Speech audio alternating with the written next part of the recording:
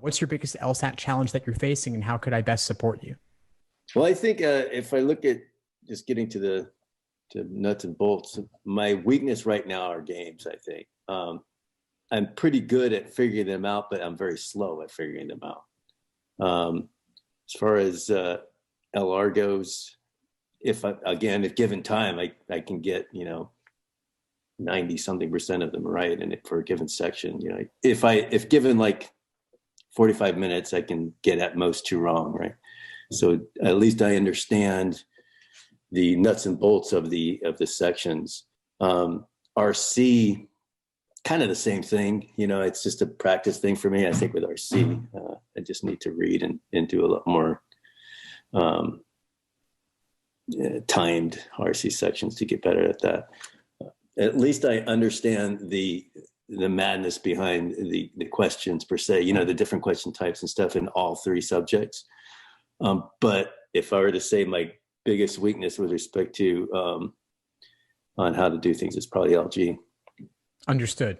Yeah, I mean, LG logic games can be the most intimidating section at first. Good news, it is the most learnable with time. But how long have you been studying for? That's funny you should ask. I think it was in one of your what do you call them, orientation courses or videos. You mentioned that some perpetual studiers that have spent months, if not years, studying, but yet they never have taken it. That's kind of me. I started. I'm actually a physician. I'm a doc who decided to go to law school probably about 5 years ago, and didn't do anything until about 3 years ago. I decided to sit down and take an LSAT, and I did an official one and got 143. And then I said, well, maybe I think I need to prep for this thing. And so I started prepping probably about a year after that. So 2018, I started prepping off and on. I took, the Manhattan prep course, and didn't like their course at all. The format was weird. I just thought it was not for me. And so then I did my own prep. This was probably 2019, the summer of 2019, I started prepping on my own seriously. Doing pretty good. My goal was to take in April of last year, but then the epidemic hit, and so blew everything apart. Point being is I studied for about 4 months straight. Virus hit, and then it blew everything apart. I also have 2 little kids, so it's kind of a hectic household.